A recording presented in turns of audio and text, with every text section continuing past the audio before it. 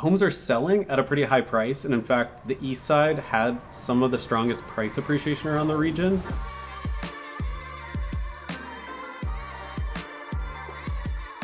We're back for a Q1 market update with Jeff Tucker, our principal economist for Windermere Real Estate. Jeff has always been a great resource for us at Windermere with the greatest stats, most accurate, most up to date. And Jeff, last time we met, you talked a little bit about the things that we should be paying attention to that will give us a good insight to the market, just inventory. What are you seeing out there right now? Yeah, so inventory is up. It's up majorly in King County. It's up on the east side. We're talking 40% more active listings at the end of February than we had at the same time last year. Now that's coming from rock bottom levels of inventory. It was super scarce this time a year ago. And so what that says to me is it's looking actually like a bit friendlier conditions for buyers going into the spring shopping season. More inventory means buyers have more options to choose from.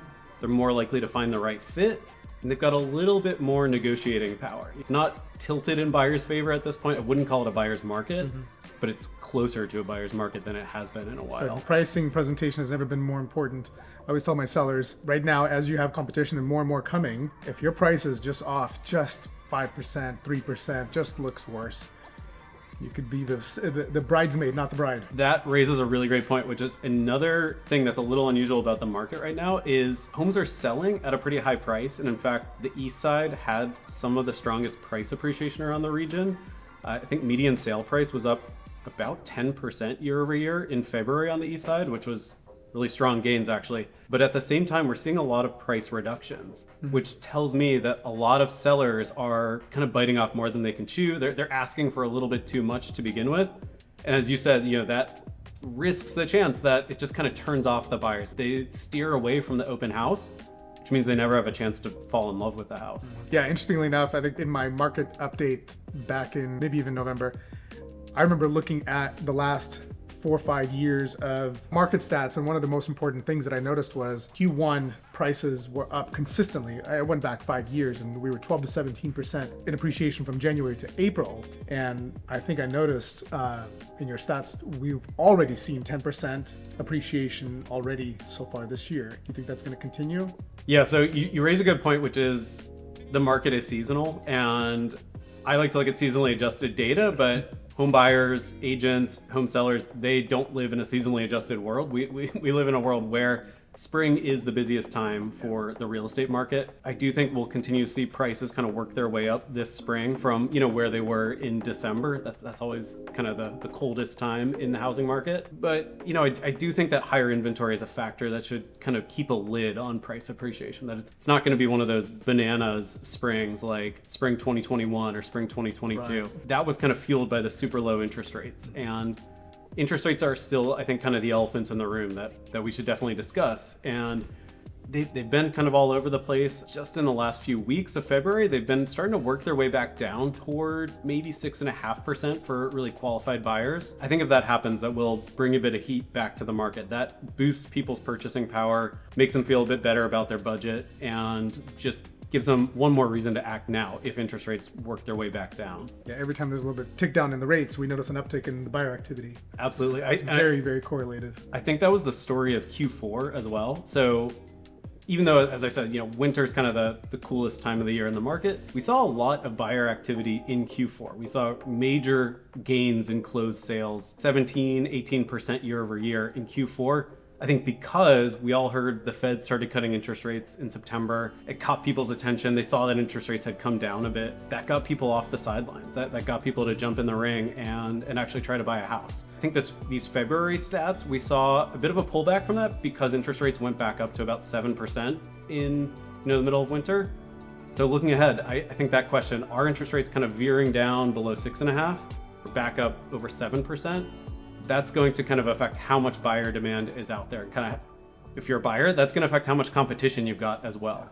One thing I want to point out to our viewers is that some of the quotes that interest rate quotes that everybody's always saying, 6.5%, 7%, that all really relates to conforming interest rates, up to certain dollar amount. A lot of the real estate that we deal with on the east side tends to be in the jumbo markets, which those rates can tend to be a little bit lower than the conforming rates. So we are seeing, they topped out at about high sixes, I don't think they ever crossed 7, which is good. Yeah, no, that's a really great point too. Those are kind of like headline average conforming numbers I'm talking about there. And it's actually striking. I think that there are so many well-qualified borrowers that those jumbo loans are actually seeing interest rates below the conforming ones. I've been sharing statistics covering thousands and thousands of homes, but obviously those averages or medians or whatever, they're not going to tell you the story of, any particular home. Homes are not just like a share of some stock where they're all the same, right? And you just buy low and sell high. So I think a lot more about, what's actually happening on the ground. Yeah, I mean, it's true. I mean, obviously, if you're reading headlines, it's the market is not one size fits all. It's not a general statement about the market. If the market's hot, it doesn't mean that it's the same thing for all markets, all local area, all neighborhoods, and all price points. Conversely, the headlines say the market's bad and sellers are taking a beating. That doesn't necessarily mean the same thing for everybody. Interestingly enough, in the areas where I tend to specialize in, which is mostly Kirkland and Bellevue, there's a very low amount of inventory for really good homes. I can walk through a neighborhood and just say, okay, this house has so many very desirable features about it. Maybe it's views, maybe it's waterfront, maybe it's just a perfect layout, great yard. It ticks a lot of boxes for our demographic. I mean, we list a lot of homes, so we tend to talk to a lot of buyers and see what they want. And in those kind of cases, I can look at a house and say, I can overprice that one and it'll still go. I can ask for a premium on this because this is what buyers want. And conversely, I'll walk through something that, I know buyers struggle with, and it might be a challenge. You have to be much more conservative. So again, this is where a local expert comes in, because you have to know who your target market is, who your buyer is, and how that's going to impact the market. There's homes in Kirkland that'll sell for $650 a square foot, and there's homes that'll sell for $1,350 a square foot. And they're all similar size, they're all similar age. Why is why is there such a gap? Why is there such a spread? In most cases, we're seeing, in Kirkland, for example, homes are selling between $800 to $1,000. You talk to a seller and they're like, well, my house is worth $1,000 a square foot because the house down the street went for $1,000 a square foot. You don't understand those minutia that I just mentioned, it's easy to get wrong. That's right. And and I think that is something that's happening more and more, where people are getting it a little bit wrong, maybe asking a little bit too much to begin with. And then that's a misstep where you'll end up actually selling for less because you asked for too much to start with. Hey, you know what? Some people love that about me. Some people hate it about me. I'm very direct. I'm not going to sit there and worry about hurting feelings. Of course, I'll be as kind as I possibly can, respectful. But I'm sitting here telling you the reality. When I'm prepping to sell your house, I'm setting expectations. I know what it's going to take to sell your house, what it needs to look like, and what the challenges.